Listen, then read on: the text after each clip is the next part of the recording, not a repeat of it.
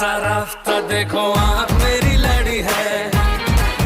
इस स्टोरी में इमोशन है, ड्रामा है, ट्रेजेडी है।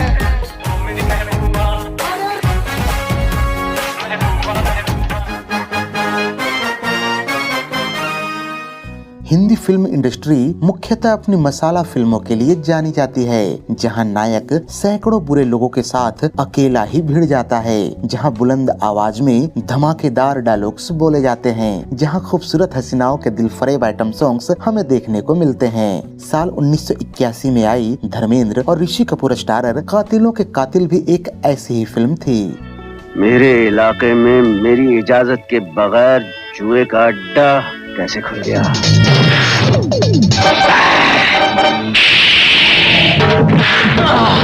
अरे यक बयक कोई कहीं मिल जाता है। आज के इस बेहद ही रोचक एपिसोड में हम इसी फिल्म पर विस्तार से चर्चा करेंगे और जानेंगे इससे जुड़ी कई दिलचस्प बातें। मसलन इस फिल्म में दिखाया गया औरत और वनमानुष से उत्पन्न हाइब्रिड रिच की असली और सच्ची कहानी क्या है, इस रोल को निभाने वाले एक्टर का बाद में क्या हुआ, फिल्म में आखिर अमजद खान हमेशा अपनी गोद में काली बिल्ली क्यों लिए रहते हैं, आखिर जितेंद्र ने इस फिल्म को करने से क्यों मना कर दिया था, किस बात से नाराज होकर धर्मेंद्र इस फिल्म की शूटिंग बीच में ही छोड़ने वाले थे, फिल्म कातिलों के कातिल और शान में आखिर क्या है आपसी संबंध। तो फिर फिल्म कातिलों के कातिल से जुड़ी ऐसे ही कई अन्य दिलचस्प बातों को जानने के लिए वीडियो के अंत तक बने रहिए। कपिलेश्वर फिल्म्स के बैनर तले इस फिल्म का निर्माण व निर्देशन किया था अर्जुन हिंगोरानी ने। फिल्म की पटकथा लिखी थी खालिद और नारवी ने तथा इसके संवाद लिखे थे कादर खान साहब ने। तकरीबन 2 घंटे 44 मिनट लंबी इस फिल्म को रिलीज किया गया था 11 दिसंबर 1981 को तथा इसके प्रमुख व सहायक भूमिकाओं में नजर आए थे धर्मेंद्र, ऋषि कपूर, जीनत अमान, टीना मुनीम, निरूपा रॉय, शक्ति कपूर, अमजद खान, शमसुद्दीन, मुकरी, केस्टो मुखर्जी, राजन हक्सर, बीरबल आदि।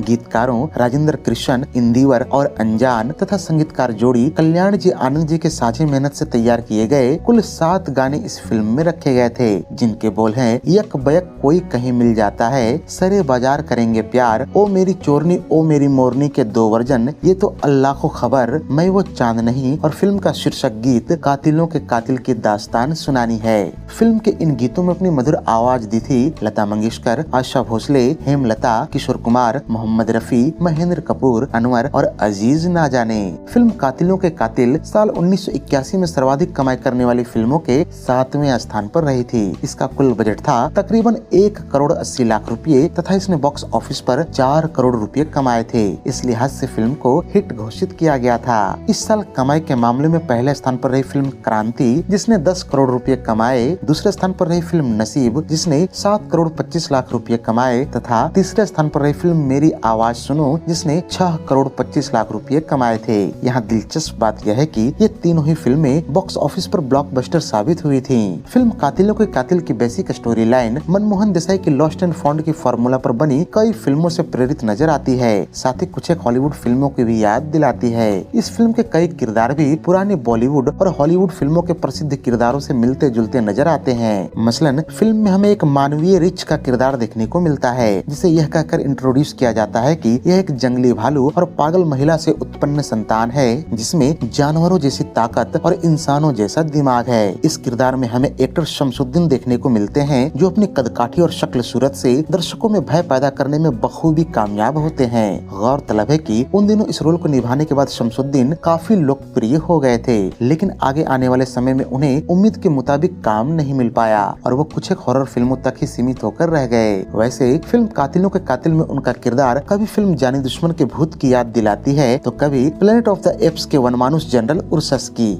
जानकारी के लिए बताता चलूं कि निर्माता निर्देशक अर्जुन हिंगोरानी ने शमसुद्दीन को इसी किरदार में साल 1991 में अपनी फिल्म कौन करे कुर्बानी में भी दिखाया था, लेकिन इस बार शमसुद्दीन पर्दे पर अपनी भय को कायम नहीं रख पाए पाए, जिसका मुख्य कारण था फिल्म में उनके द्वारा पहना गया बेहद ही सस्ता और घटिया किस्म का कॉस्ट्यूम, जो बहुत ही हास्यास्पद लगता है। खैर, बात करें फिल्म कातिलों के कातिल की, तो इसके एक दृश्य में हमें धर्मेंद्र और ब्रूस ली का भी जोरदार फाइट देखने को मिलता है। इस दृश्य में जो शख्स ब्रूस ली के रूप में नजर आता है वो कमोबेश ओरिजिनल ब्रूस ली जैसा ही प्रतीत होता है, जिनको फिल्म में ब्रूस ली के नाम से ही क्रेडिट दिया गया है। फिल्म में धर्मेंद्र का इंट्रोडक्शन सीन तो आपको याद ही होगा, जिसमें वो एक बॉडी बिल्डर से लड़ते हुए नजर आते हैं। वास्तव में यह बॉडी बिल्डर अपनी स्क्रीन प्रेजेंस से काफी प्रभावित करता है। वैसे इसे गौर से देखने पर यह काफी हद तक मशहूर अमेरिकन बॉडी बिल्डर और एक्टर स्टीव रिव्स जैसा दिखता है। इसी फिल्म के मुख्य खलनायक अमजद खान की बात करें तो वो भले ही एक रेगुलर बॉलीवुडिया विलन नजर आते हैं, लेकिन उनके किरदार को खास बनाता है उनके गोद में हमेशा विराजमान रहने वाली यह काली बिल्ली। विलेन और एक बिल्ली का यह कॉम्बिनेशन हमें जेम्स बॉन्ड फिल्मों के सुप्रसिद्ध खलनायक अर्नेस्ट स्टैवरो ब्लोफेल्ड की याद दिलाती है, जो हमेशा इसी तरह अपनी गोद में एक बिल्ली लिए नजर आता है। हाँ, दोनों में अंतर सिर्फ यह है कि अमजद खान की बिल्ली जहाँ काली है, वहीं ब्लोफेल्ड की बिल्ली बिल्कुल सफेद रंग की है। वैसे जानकारी के लिए बताता चलूं कि ब्लोफेल्ड का सीधा बॉलीवुडिया संस्करण हमें साल 1980 में आई फिल्म शान में देखने को मिला था, जहां कुलभूषण खरबंदा बिल्कुल ब्लोफेल्ड जैसा ही किरदार निभाते नजर आते हैं। बात करें फिल्म कातिलों के कातिल के कास्टिंग की, तो साल 1975 में जब इस फिल्म की घोषणा हुई थी, उस वक्त इसके मुख्य नायकों के रूप में धर्मेंद्र और जितेंद्र साहब को चुना गया था, लेकिन जितेंद्र अपनी अन्य फिल्मों में व्यस्तता के कारण इस फिल्म का हिस्सा नहीं बन पाए, जिसके बाद उनके जगह पर ऋषि कपूर को लिया गया। इसी समय फिल्म की नायिकाओं के रूप में शबाना आजमी और एक्ट्रेस तमन्ना को लिया जाना तय हुआ था। उस समय तक दोनों ही अभिनेत्रियां फिल्म इंडस्ट्री में नई नई थीं और एक्ट्रेस तमन्ना की तो कोई फिल्म भी नहीं आई थी। वास्तव में अर्जुन हिंगोरानी इस फिल्म से तमन्ना को इंट्रोड्यूस करना चाहते थे, लेकिन जब फिल्म के निर्माण के शुरुआत में देरी होने लगी तो एक्ट्रेस तमन्ना ने अधीर होकर कुछ एक बी ग्रेड फिल्मों में काम कर लिया। इस बात से अर्जुन हिंगोरानी काफी नाराज हो गए और उन्होंने तमन्ना को फिल्म में लेने का विचार त्याग दिया। इसका दूसरा कारण यह भी था कि तमन्ना अब एक नया चेहरा नहीं रह गई थी, बल्कि बी ग्रेड फिल्मों के हीरोइन के तौर पर जानी जाने लगी थी। खैर, इस घटनाक्रम के बाद अर्जुन हिंगोरानी ने नायिकाओं की इस जोड़ी को बदलकर जीनत अमान और टीना मुनीम के साथ जाना ज्यादा मुनासिब समझा, जहां जीनत धर्मेंद्र के अपोजिट और टीना मुनीम ऋषि कपूर के अपोजिट साइन की गयी।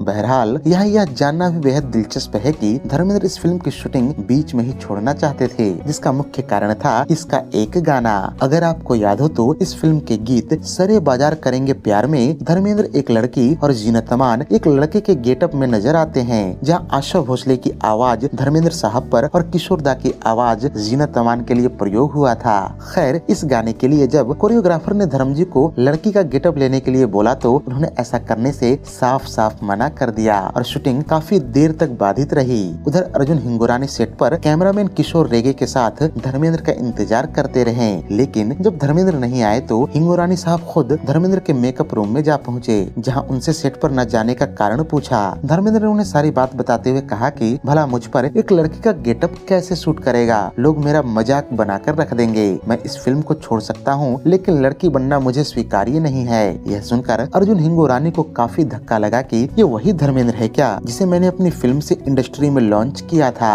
खैर, उस दिन अर्जुन हिंगोरानी ने अपना आखिरी दांव खेला और कहा कि धर्म, इस फिल्म में मेरा काफी पैसा लग चुका है और अगर तुम इसे बीच में छोड़ देते हो तो मैं बर्बाद ही हो जाऊंगा। अर्जुन हिंगोरानी को पता था कि धर्मेंद्र काफी इमोशनल आदमी है और उन्हें इसी तरह से मनाया जा सकता है। सचमुच उनका ये दांव काम कर गया और धर्मजी लड़की के गेटअप लेने को तैयार हो गए। इस तरह से कातिलों के कातिल वो पहली फिल्म बनी जिसमें धर्मेंद्र लड़की के गेटअप के रूप में नजर आए। बात करें इस फिल्म के एक अन्य गीत ये तो अल्लाह को खबर है कि, तो इसको लेकर यह जानना बेहद रोचक है कि इस गीत में स्वयं फिल्म के निर्माता निर्देशक अर्जुन हिंगोरानी नजर आए थे, जिन्होंने एक फकीर की भूमिका में कमाल का अभिनय किया है। वैसे इस गीत को गौर से सुनने पर साल 1966 में आई फिल्म जौहर इन कश्मीर के गीत बेगुनाहों का लहू है ये रंग लाएगा की याद आती है। इन दोनों ही गीतों का धुन कमोबेश एक सा ही सुनाई पड़ता है और दोनों को ही मोहम्मद रफी साहब ने ही गाया था। खैर, फिल्म कातिलों के कातिल बॉक्स ऑफिस पर तो बेहद सफल रही, लेकिन अवार्ड्स के मामले में बेहद बदनसीब साबित हुई। साल 1982 में आयोजित 29वें फिल्म फेयर अवार्ड्स में इस फिल्म को अवार्ड मिलना तो दूर, एक नॉमिनेशन तक हासिल नहीं हुआ।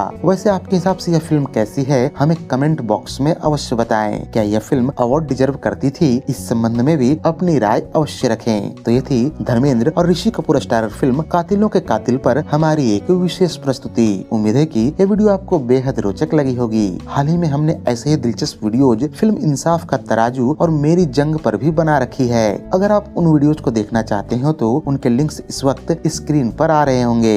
फिलहाल आज की इस वीडियो में यहीं तक। मिलते हैं अगले ऐसे ही एक और शानदार वीडियो के साथ। तब तक हमारे चैनल पर उपलब्ध अन्य वीडियोस को भी देखते रहिए। धन्यवाद।